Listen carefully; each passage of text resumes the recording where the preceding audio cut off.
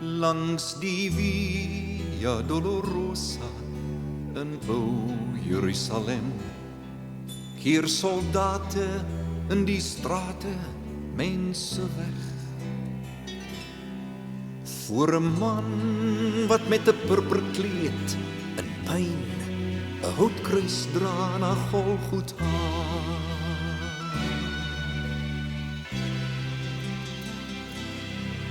Daar is wonde oor sy skouers en die bloed drup oor sy wang en 'n doringkroon sny diep in sy vel.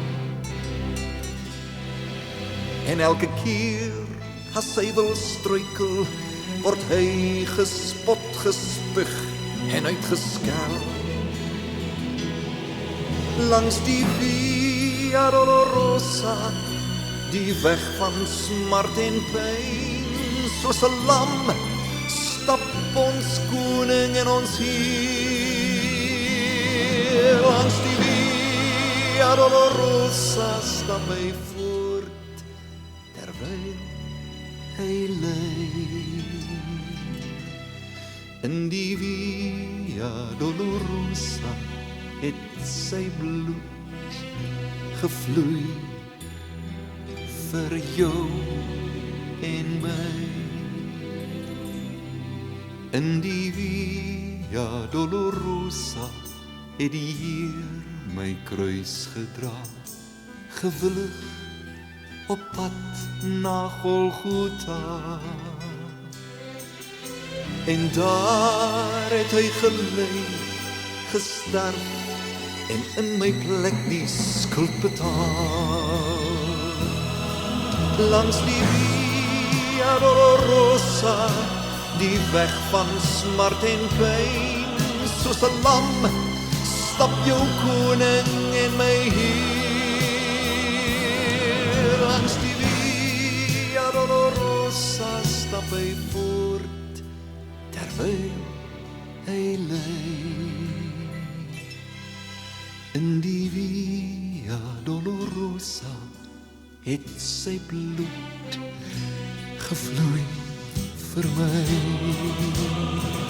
Elke rou wat hy kry, het ons vir hom gegee, maar die bloed wat uit hom vloei, het ons skuld weggevee.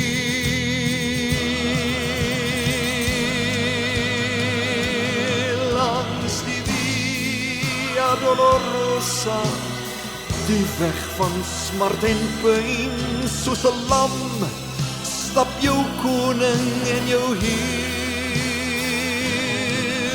Langs die Via Dolorosa stap hy voort, terwyl hy ly. In die Via Dolorosa het sy bloed gevloei vir my.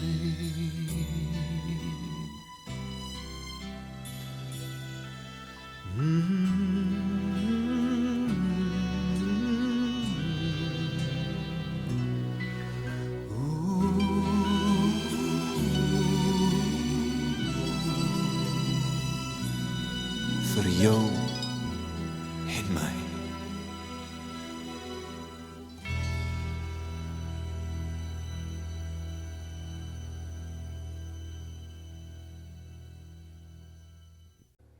Almagtige God en Hemelse Vader, Here Jesus en Heilige Gees, dankie dat U in U drie eenheid hier by ons teenwoordig is. Here, dankie dat U ons in hierdie oomblikke net weer kom bewus maak van die ewigheid, van dit wat aangaan daar waar ons nie sien nie. Here, in die hemelse sfeer, Here, dat ons iets kan beleef van U heiligheid, van U grootheid, van U almag en van U ewigheid. Here, wanneer ons vandag rustig word voor U en uit die woord uit lees en tyd spandeer om sin te maak van dit wat U vir ons wil sê, kom pleit ons by U, dat U Heilige Gees so nou betrokke sal wees in elke oomblik. O Heilige Gees, dat U in ons harte sal kom werk, Here, en dat U in ons sal kom vorm, en sal laat groei, wat gegroei moet laat word. Here, ons kom bid en vra dat U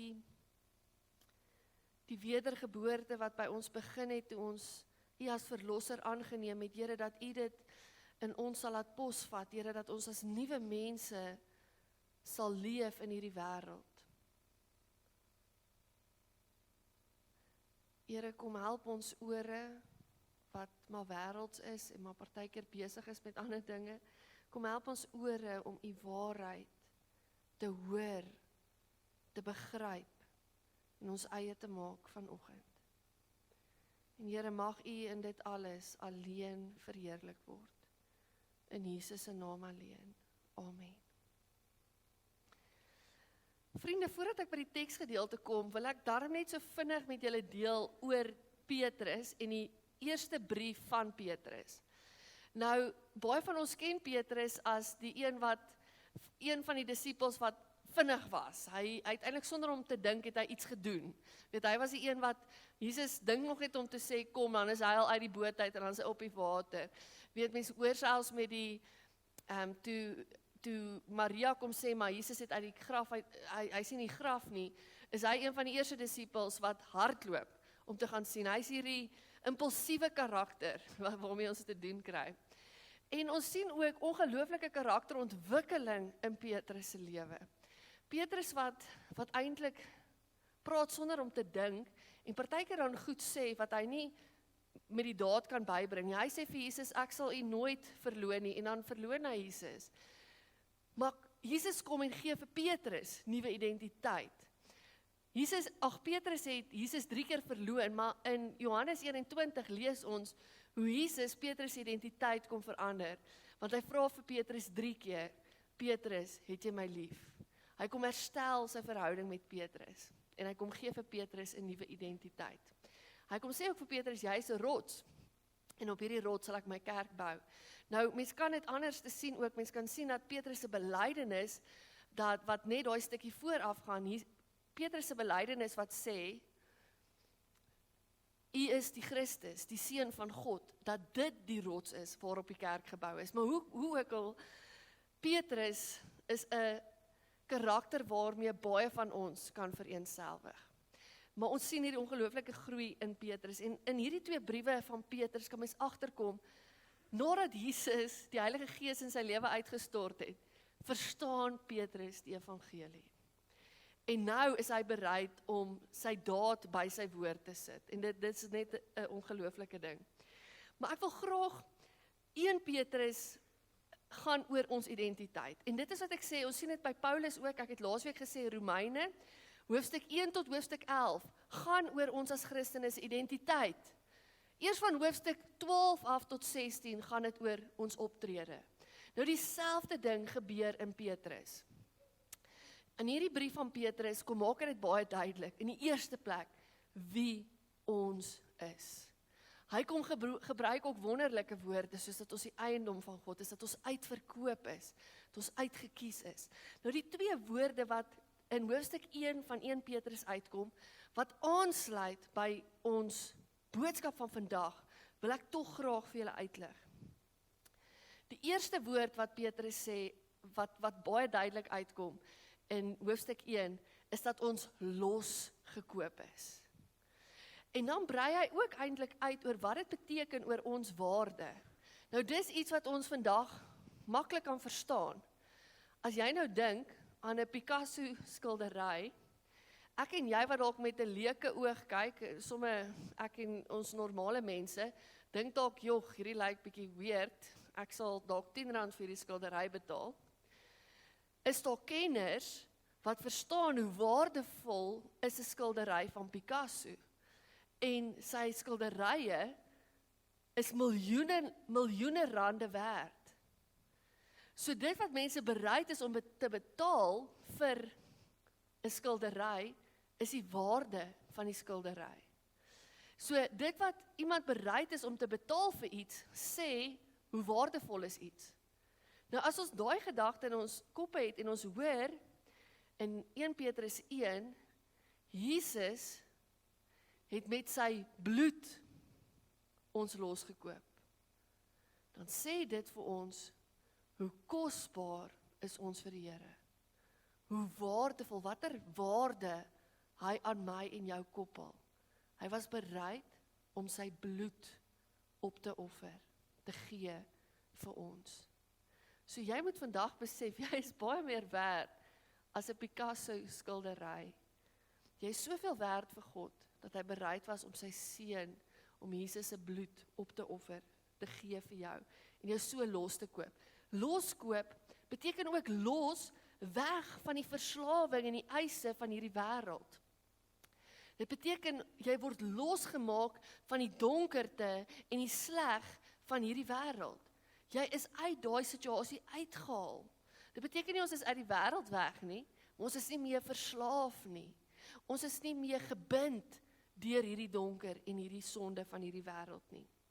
Die tweede woordjie wat 2 keer uitkom in hierdie hoofstuk 1 is wedergeboorte. Dis ook 'n idee wat deur die hele brief belangrik is. Wanneer ek en jy Jesus aanneem, beteken dit dat daar 'n nuwe mens in jou opstaan. 'n Nuwe mens wat opgebou word deur die Heilige Gees. Wat gerig word en gelei word deur die Heilige Gees. Jy is 'n nuwe skepping wanneer jy 'n oorgawe aan die Here Jesus maak. Ek gebruik aanneming en wedergeboorte en 'n oorgawe. Daar's verskillende woorde, maar dit gaan daaroor dat jy iewers in jou lewe tot die besef moet kom dat jy nie jouself kan red nie en dat jou verlossing gewaarborg is in 'n verhouding in Jesus Christus. Vir almal van ons lyk dit anders, maar dat jy daar moet kom is krities belangrik. En ek wil 'n uitnodiging maak. As jy nie seker is oor dit of dit in jou lewe al gebeur het nie, maak 'n afspraak met my. Ek praat graag met jou daaroor, maar hierdie saak moet jy van weet, seker van wees in jou lewe. Jy hoef nie te twyfel nie. Ek het nou die dag, het een van ons ouer lidmate vir my gesê, sy het gewonder altyd, en altyd daai vrees in haar gehad. En met een aand het sy dit besef met ietsie by die kerk. Vriende, ons sit baie van ons hier, maar jou geestelike lewe, jy hoef nie onseker te wees daarvan nie. Jy kan weet wie jy is en waartoe jy op pad is. En as ek jou daarmee kan help, sal ek baie graag wil. Vriende, kom ons lees dan nou 1 Petrus 2, en ek het op die hardloop gesê net van vers 4 af, maar ek kon toe nou nie daai eerste 3 verse uitlos nie. So kom ons gaan van vers 1 af. Ons gaan 1 Petrus 2 lees vanaf vers 1 tot 10. 1 tot 10.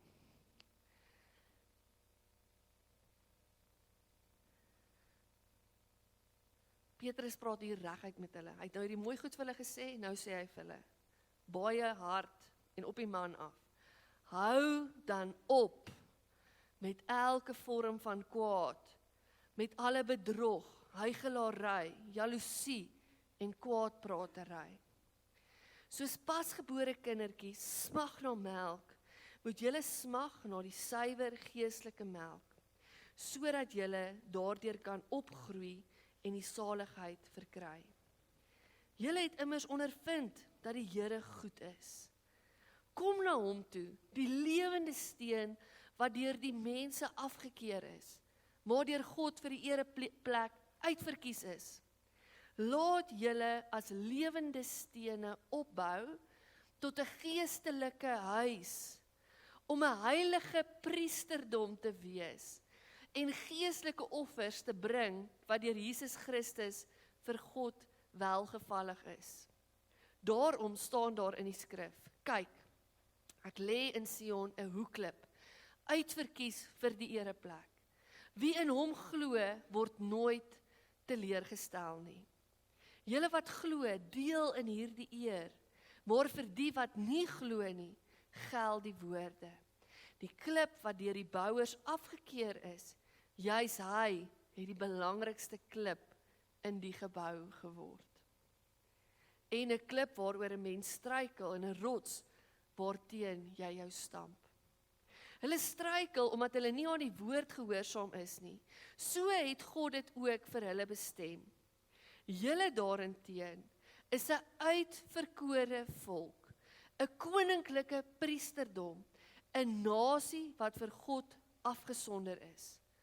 Die eiendomsvolk van God, die volk wat die verlossingsdade moet verkondig van hom, wat julle uit die duisternis geroep het, na sy wonderbare lig. Julle was vroeër geen volk nie, maar nou is julle die volk van God.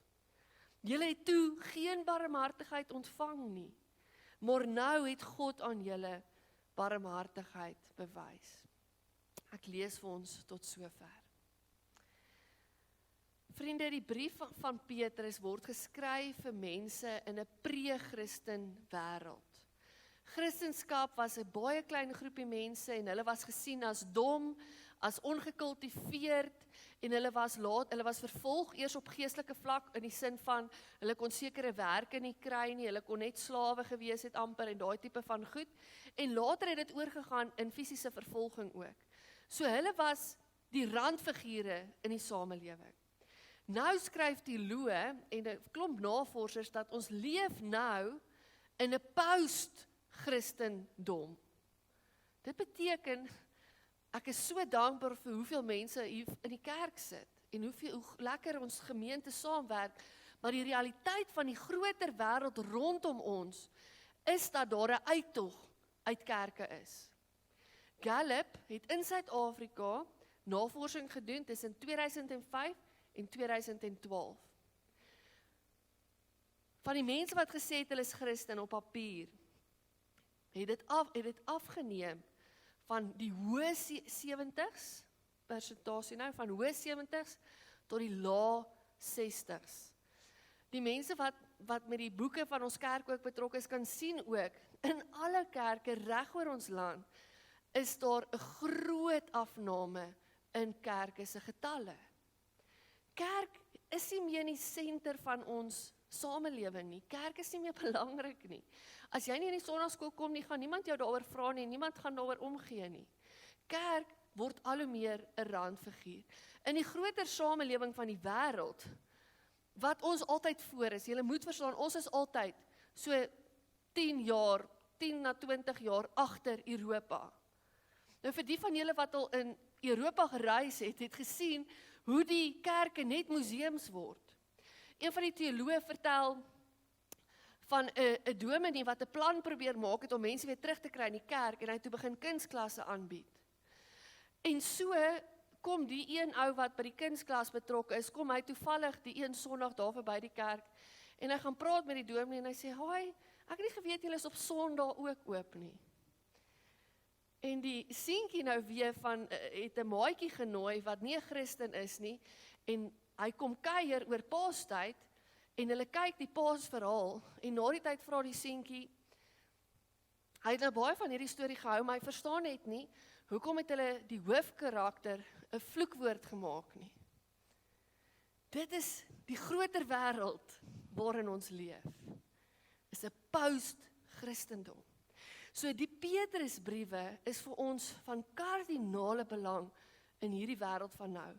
Julle moet verstaan dat ons in ons samelewings dieselfde patrone volg as wat in Europa gebeur het. En nou sê hulle, daar gaan een van twee goed gebeur. Die wêreld waarin ons leef gaan al hoe meer sekulêr word. Dit beteken, dit gaan al hoe minder godsdienstig word. Godsdienst gaan al hoe kleiner rol speel, ons sien dit klaar. Maar wat terselfdertyd gaan gebeur en wat ons glo gebeur, is dat daar 'n heiligmaking gaan gebeur, in die sin van, dat daar 'n verdieping in geestelikheid gaan gebeur. Dat die kerk wat wel oorbly, dat hulle geestelik verdiep gaan word. Dat hulle geestelike lewe iets gaan beteken, want dit gaan meer van hulle vra. Nou ek en jy moet mooi dink, waar gaan ons val?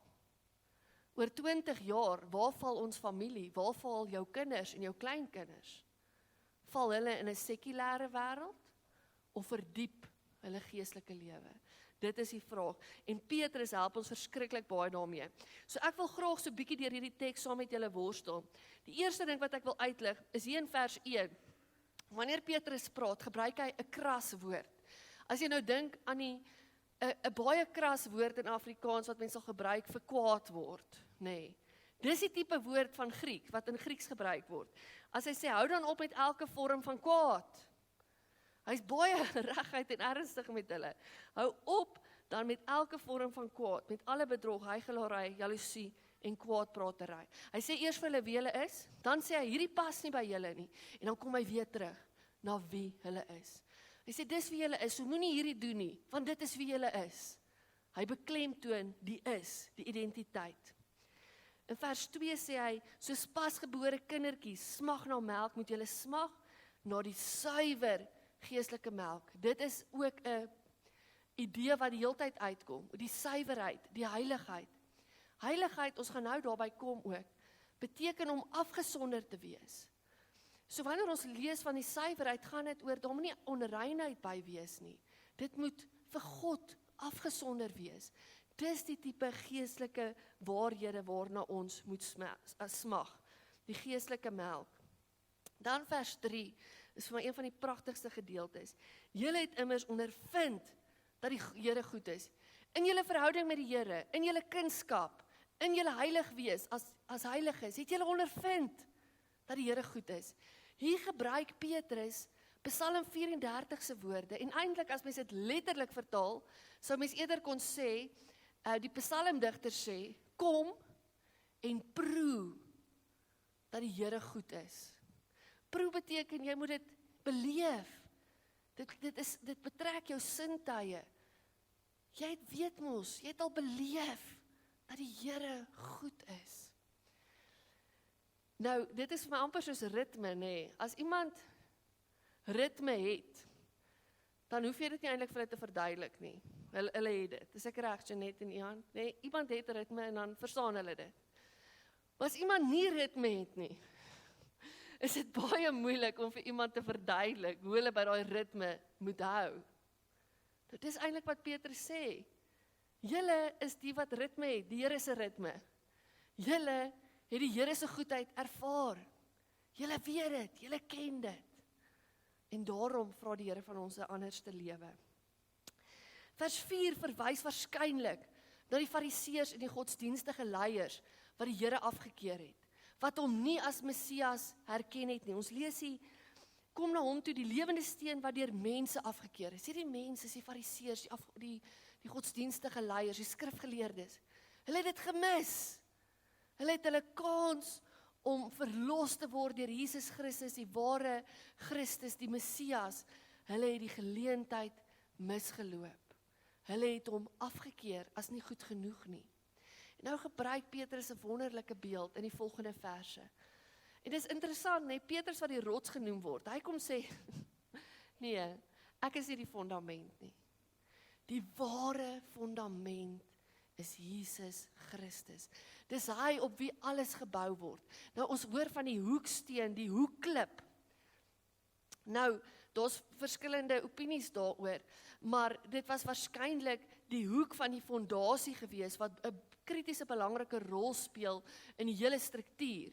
Dit kan ook verwys na die hoog 'n baie prominente klip wat anders gelyk het as die ander klippe, maar wat 'n prominente rol gespeel het in die gebou. Maar hoe dit ook al sê, die boodskap van Petrus is baie duidelik. Jesus is die een op wie ons as tempel gebou word. As ons hierdie volgende paar verse lees, dan moet ons besef, die tempel is hier ter sprake. As hy praat van, julle word tot 'n geestelike huis opgebou, dan die gedagte wat in hulle opgekom het, was die tempel. As ons hoor van dat ons 'n priesterdom is, 'n heilige priesterdom, dan versterk dit hierdie idee. So die priesters en die tempel het dieselfde rol vervul. Hulle het saamgewerk om dieselfde rol te vervul. Nou hierdie is krities belangrik om hierdie teks te verstaan. So as jy 'n bietjie slaperig geraak het, moet jy nou wakker word, want dit is belangrik. Die tempel was in die antieke tyd die plek waar hemel en aarde bymekaar gekom het. Die allerheiligste gedeelte is waar God se voete op 'n voetstoel gerus het. Dis hoe hulle dit verstaan het. En die priesters het die hele volk gehelp, dat hulle die heeltyd versoen word met God. So die sonde wat hulle gedoen het, die priesters se doel en funksie was, om offers te bring vir hierdie mense, sodat hulle weer versoen kan word met God. Dit was hulle rol, hulle was 'n middelaar saam met die tempel tussen God en mens. Dit was hulle werk. So as die Here deur Petrus se woorde ons 'n heilige priesterdom noem, dan moet ons verstaan, ons is in die Here se diens. Elkeen van ons. Nie net ek nie, elke liewe een van ons. Nou moet julle mooi verstaan, die woordjie wat hy gebruik is 'n heilige priesterdom. So nie van die priesters van die Ou Testament wat partykeer bietjie droog gemaak het nie. Ons lees dieselfde woordjie heilige, dit word hier verwys in vers 9.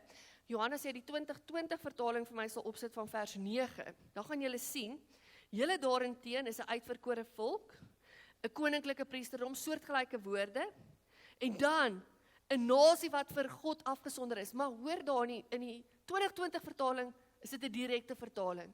'n Heilige nasie. Dit is wat dit beteken om heilig te wees. Is om afgesonder te wees vir die Here. Om afgesonder te wees vir die Here se werk. Dat hy totale beslag op jou lewe het. Dat jou lewe nou aan hom behoort. Dat jou lewe 'n dienskontrak met God is. Dat jy afgesonder is. Die priesters het voltyds vir die Here gewerk. Ek lag so vir Stefan Joubert, hy sê, toe hy nou proffie was, dan vra hy nou vir die teologie studente, hoekom het julle nou teologie kom swat? Sê hulle nie, hulle wil nou voltyds vir die Here werk. Dan vra hy vir hulle nou, wat het jy tot nou toe gedoen? Vriende, ek en julle, elke liewe een van ons, is voltyds in diens van die Here. Jy moet mooi verstaan, jy wat 'n prokureur is, jy wat 'n besigheidsman is, jy wat 'n makelaar is, jy wat 'n onderwyser is, jy wat 'n fisioterapeut is, jy wat selfs julle wat in die bekom bedryf is, elke liewe een se eerste werk is dat jy 'n volgeling van Jesus Christus is. Dat jy 'n priesterdom van God is. Dit is jou heel eerste titel. Die ander goed is bysake. Daarom, wanneer jy besig is op die plaas, wanneer jy besig is met jou besigheid, wanneer jy besig is by die skool, maak nie saak wat se werk jy het nie, daar waar jy besig is dit die heeltyd voor in jou kop, hoe leef ek en werk ek vir Christus vandag? Want ek is vandag 24 uur in sy diens. Dis wat dit beteken as Petrus sê, julle is 'n heilige priesterdom, julle is afgesonder vir God se werk. En dan is julle priesters. Julle werk is hoofsaaklik die versoening tussen God en mens, die bemiddeling daarvan. Om te kyk, om te werk daarvoor dat mense met God versoen word. Dit is waarmee jy moet besig wees. Vriende, ek hoop julle besef dat dit presies waarmee ons besig is in ons gemeente. As ons sê missionaliteit is vir ons belangrik, dan sê ons dit. Ons as gemeente wil begin erns maak daarmee om besig te word met waarmee ons moet besig wees. En dit is om versoening te bewerk tussen God en mens. Dit beteken, daar waar jy by die werk besig is, daar waar jy in jou gesin besig is, wanneer mense in kontak met jou kom, die manier hoe jy leef, dan moet hulle in daardie oomblik beleef, hier, in hierdie persoon se lewe, kom aarde en hemel by mekaar. In hierdie mense lewe word die gordyn tussen hemel en aarde, tussen verganklikheid, tydelikheid en ewigheid, word papierdun. Vir ons gemeente beteken dit. Daar waar ons as gemeente besig is, met die projekte waarmee ons besig is, die erediens, Hier waar ons by mekaar is, moet ek en jy die verantwoordelikheid opneem om te sê, ek moet help, dat dit hier in die erediens ervaar word, dat die skeiding tussen hemel en aarde papierdun word. Daar is 'n interessante ding in ons NG Kerk wat ek baie van hou. Julle weet ons het hierdie groot woord, die amp van die leraar, en die amp van die ouderling, en die amp van die dienswerker. Amp, ek weet nie eers weet enig iemand meer wat beteken amp nie, maar amp beteken eintlik dis jou werk. Dit is jou plekkie wat jy moet volstaan. Nou daar's nog 'n amp tussen ons as gelowiges wat min mense van weet. En dit is die amp van die gelowige. Elke liewe een van julle wat hier sit, het 'n verantwoordelikheid en 'n werk en 'n rol om te vervul. As gelowige het jy 'n amp in die kerk. En dit beteken jy is deel van hierdie versoening wat God wil hê moet tussen hom en die mens gebeur. Ek wil graag sien in ons gemeente dat ons 'n gemeente is wat 'n verskil maak, 'n gemeente wat die Here se liefde so helder uitstraal. Net 'n interessante terloopse opmerking ook, in die Petrusbrief is heiligheid ook baie gelyk, hoe die mate van heiligheid word bepaal deur hoeveel liefde jy bewys. Dis wat Jesus kom sê, dit is waaroor my koninkryk gaan, is liefde vir God en liefde vir mense. Maar ek en jy het nodig om te besef, in hierdie kerk, as ons wil hierdie kerk moet Jesus se lig uitstraal, dat ons 'n regte baken van hoop word in ons gemeenskap, moet elke liewe lidmaat sy verantwoordelikheid ernstig begin opneem, om deel te word van hierdie roeping, om 'n priesterdom te wees, wat die wêreld weer help om by God uit te kom. Elke liewe een van ons. Dit is nie iets wat een persoon kan doen, of wat 12 persone kan doen, of wat 30 persone kan doen nie. Dis iets wat ons hele gemeente voor nodig het. Dis ons identiteit. Jy word 'n heilige nasie genoem, 'n heilige priesterdom, afgesonder vir God se werk. Jou prokureurskap, jou fisioterapeut, jou naals, ek sien nou soms so 'n klompie van julle, die naals wat jy doen, die suster is in die hospitaal, 'n dokter, dit is bydraend. Dit is tweedehands. Jy is in die eerste plek in die diens van die Almagtige Vader. Kom ons bid saam.